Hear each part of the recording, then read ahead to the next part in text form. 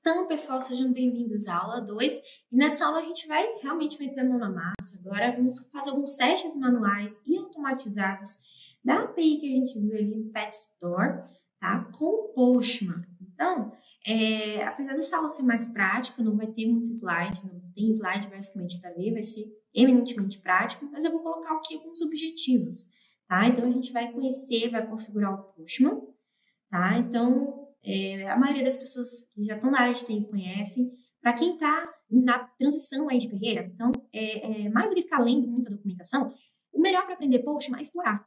Então, explora na prática mesmo, e vocês aprendem muito mais rápido do que realmente ficar lendo um monte de documentação, às vezes até mesmo fazendo um monte de curso. Então, os cursos, normalmente focados, né, são muito úteis para a gente aprender coisas, assim, escondidas, funcionalidades escondidas, sabe? Mas se vocês querem aprender realmente o que é do dia a dia nosso, do QA, nada impede de vocês explorarem, porque muitas vezes a gente não utiliza funcionalidades muito complexas do Postman, né? A gente quer testar um endpoint, não basta utilizar uma collection, uma requisição, que a gente vai ver o que é, que está de bom tamanho, né? Então, se você estiver iniciando, isso aí já é mais do que suficiente. E aí, com o tempo de experiência, vocês vão pegando outras funcionalidades muito interessantes e, quem sabe, até pegando outras ferramentas pagas que vão incrementar aí essa parte da integração com os testes de API, beleza? Aqui eu já botei o link para vocês que vai redirecionar direto já para baixar o Postman, beleza? Então, olha, aqui a gente já tem o agente aqui, a aplicação desktop, né, com Windows 6420, então vocês instalam. A gente também pode tentar a versão web, né, fazer experimentar a versão web, que a gente também consegue fazer. Só que tem um porém, a gente, para utilizar a versão desktop, a gente precisa baixar um agent, tá vendo? Então, aqui a gente fala, se você está usando um cliente web Postman,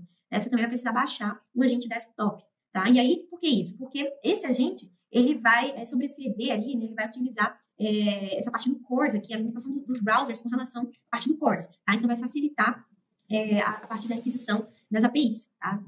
Então, você faz uma requisição direto do seu browser, uma requisição local a partir da aplicação desktop é diferente. Então, por isso que você precisa de um agente, né, desktop Postman para você não ter as mesmas limitações que um browser, ok? Então, aqui ele também mostra o Postman Canary, tá? Então, aqui, ele está dizendo que seja o primeiro a experimentar novas funcionalidades. Então, aqui você já consegue ver o que está aí de última inovação aí no Postman. Então, também é bem legal isso daqui.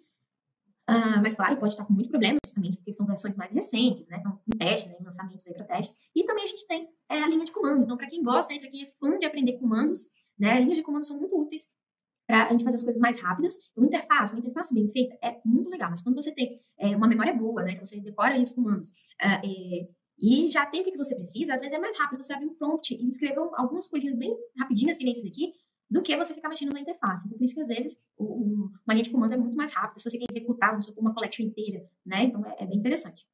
E aqui, tem toda a parte da documentação. A documentação no Postman, ela é bem completa. Aqui ele explica um pouquinho sobre o que é Postman. Então, a gente tem a questão dos preços, né? Então, Postman é uma ferramenta realmente super completa, então ela simplifica a nossa vida, simplifica a vida do desenvolvimento de um ciclo, do ciclo de vida, na verdade, perdão, de uma API, né? E também a questão da colaboração do time. Então, como construir APIs boas, de forma mais eficiente, fáceis, né? Então, você também consegue ali colocar repositórios para as nossas APIs, pegar documentação, utilizar, então, várias ferramentas ali para testar, para fazer o design das APIs, para fazer mocks, né, para os testes. Então, assim, criar espaços de trabalho separado, a gente consegue fazer diversas integrações, né, também com outras tecnologias, enfim. Então, o Postman, ele é bastante completo. Então, aqui tem essa parte aqui que ele fala sobre as ferramentas, sobre os espaços de trabalho. Aqui tem a parte dos preços, né, obviamente, para você acessar tudo, não seria gratuito, né. Tem aqui a parte, então, do Postman Enterprise, recursos. Então, aqui tem essa parte aqui, ó, de aprendizagem, né, os docs. Então, se a gente clicar aqui, vai ter tudo que a gente precisa, tá, para a gente começar a aprender Postman. Então, pré-requisitos, download e instalação, que a gente já vem direto para aquela página que eu comentei, tá? Instalação e updates, então aqui também ele fala sobre requerimentos do navegador, sobre a instalação do agent desktop, quais são as limitações da web, né? Sobre a instalação ali no Mac, no Windows, no Linux, enfim. Então, é bem completo, tá? E aqui a gente tem outras, fazendo aqui, mandando a primeira requisição, navegando no Postman, e é mais ou menos isso que a gente vai fazer aqui, que é justamente explorar. Então, eu aprendi bastante explorando, né? E aí, nada mais justo do que vocês também fazerem isso. Então, essa vai ser o nosso objetivo, a gente iniciar nesse mundo aí dos testes manuais e não aprender a fundo todas as funcionalidades da ferramenta, beleza? Então, beleza. Então, voltando aqui ao nosso Swagger, tá? Do nosso Pet Store, a gente vai testar alguns desses endpoints. Eu já vou voltar ali no nosso slide para mostrar quais vão ser esses endpoints, né? Qual a ideia do cenário que a gente vai fazer. Mas agora eu vou mostrar para vocês aqui a parte do próprio Postman, beleza? Então, qual que é a ideia? Deixa eu trazer aqui a tela do Postman para vocês. Um momentinho. Pronto, então aqui, aqui está o Postman. E aqui eu estou numa conta aqui da minha empresa, tá? Da empresa que eu trabalho. Então, eu vou acessar, na verdade, uma conta pessoal minha. Então, aqui eu só mostrando para vocês, né? A gente tem esse iconezinho aqui, do usuário do nosso perfil. E aqui, isso aqui é automático, né? Quando a gente gera aqui, ele gera esse time pra gente pode criar um outro time, tá? Por dentro de empresa, a gente pode trabalhar com vários times, né? Ou a gente pode até adicionar uma conta nossa pessoal. Então, nesse caso aqui, eu vou adicionar uma outra conta. Então, ele vai direcionar aqui para a página web, tá? Então, aqui eu vou pegar uma conta pessoal minha da Google.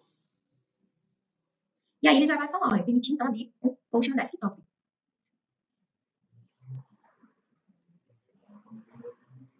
E aí ele já vai abrir aqui tudo que precisa. Então aqui nós temos aqui essa página inicial.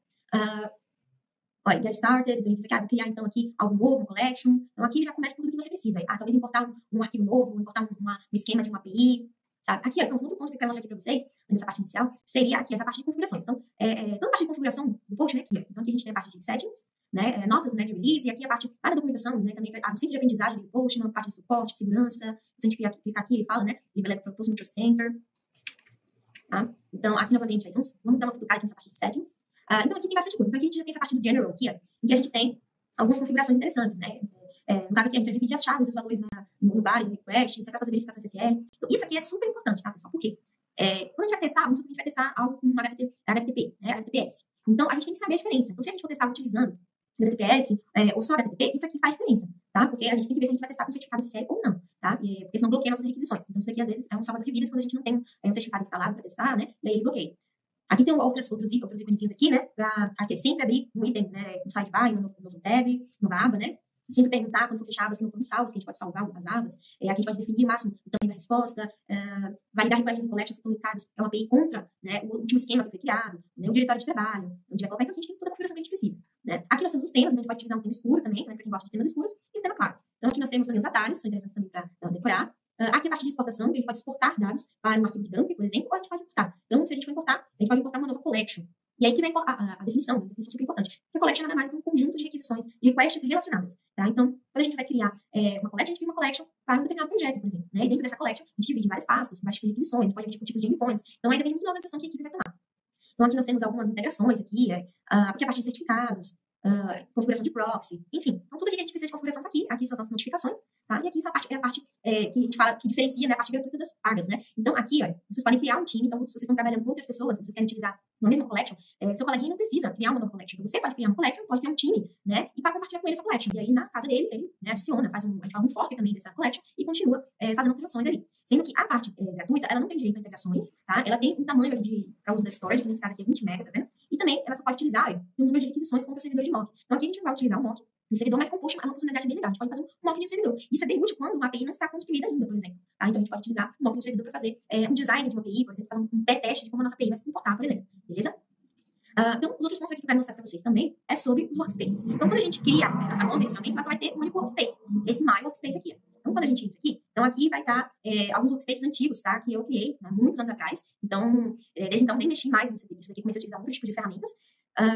Porém, aqui eu posso criar outro tipo de workspace. Então, o workspace é só uma parte de trabalho. Então, às vezes você quer separar o workspace, sei lá, por projetos, né? De repente, às vezes são freelancers, você quer separar. Então, é uma questão de organização. Então, aqui a gente pode simplesmente criar um novo workspace, né? Então, a gente vem aqui, Create. Então, aqui eu vou criar um workspace chamado de Workspace. Aqui a gente faz a nossa descrição e a visibilidade. Então, essa visibilidade pode ser pessoal, em que só eu acesso, pode ser privada, tá? Em que, na verdade, só pessoas convidadas para o time podem acessar. Tem um time, tá? Em que todos os membros do time podem acessar sem exceção. Isso é a diferença do privado, é que mesmo que você adicione uma pessoa, se for privado e você não convidou, ela não consegue acessar, mesmo ela sendo do mesmo time. Beleza? E pública que todo mundo pode acessar. Tá? Então, aqui eu vou criar um modelo de time. Pronto. Então, aqui a gente pode ir direto para o Workspace ou editar, né, o perfil ali do time. Então, eu vou direto para o meu Workspace. E aqui a gente tem um resumo de tudo isso. Tá? Então, a gente pode fazer configuração direta das configurações do Workspace, por exemplo. Eu posso fazer um convite para um coleguinha, adiciona aqui o e-mail, a gente diz qual o papel dessa pessoa, né, no time, tá? Abrir, então, descrições. A gente pode deletar também esse Workspace, tá? Então, aqui a gente vai ter as áreas aqui das collections, que é a área que vai interessar pra gente. A gente vai ter aqui a área das APIs, tá? Nesse caso aqui a gente não vai utilizar, mas a gente vai criar, a gente pode definir, então, coleções relacionadas àquela API, tá? Temos aqui a parte de environments, que também é super interessante para uso, tá? Nesse caso, os environments, já tem aqui padrão global. Isso vai ser global para aquele workspace, tá, pessoal? Então, vai ser algum tipo de variável, por exemplo, uma URL de entrada. Então, também ela pode ser definida aqui. Tá? Aqui é a parte dos mock servers, por exemplo. Então, aqui a gente pode criar um servidor fake para a gente fazer certos testes.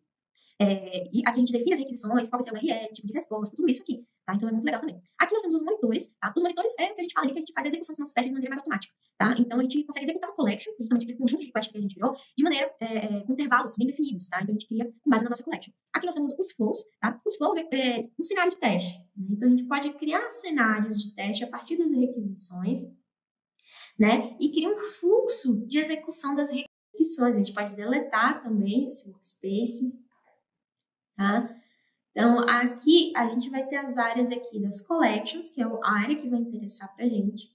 A gente vai ter aqui a área das APIs, tá? Nesse caso aqui a gente não vai utilizar, tá? Mas a gente vai criar, a gente pode definir, então, coleções relacionadas àquela API, tá? Temos aqui a parte de environments, que também é super interessante para uso, tá? Nesse caso, os environments, eles já tem aqui padrão um global. Esse é global o quê? Para aquele workspace, tá, pessoal? Então, vai ser algum tipo de variável, por exemplo, uma URL de entrada. Então, também ela pode ser definida aqui. Tá? Aqui a parte dos mock servers, por exemplo. Então, aqui a gente pode criar um servidor fake para a gente fazer certos testes. E aqui a gente define as requisições, qual vai ser o URL, tipo de resposta, tudo isso aqui, tá? Então, é muito legal também. Aqui nós temos os monitores, tá? Os monitores é o que a gente fala ali, que a gente faz a execução dos nossos testes de maneira mais automática, tá? Então, a gente consegue executar uma collection, justamente aquele conjunto de requests que a gente criou, de maneira com intervalos bem definidos, tá? Então, a gente cria com base na nossa collection. Aqui nós temos os flows, tá? Os flows é um cenário de teste, né? Então, a gente pode criar cenários de teste a partir das requisições, né? E cria um fluxo de execução das requests com base nesses cenários. E aí, nesse caso, o Postman criou essa ideia de drag and drop. Você consegue arrastar, né, soltar ali, criar um fluxo visual dessas requisições. Então, também é algo bem legal de fazer. E aqui a parte do histórico, ok? Então, para essa aula é isso aí, pessoal. Então, qualquer dúvida que vocês tiverem, já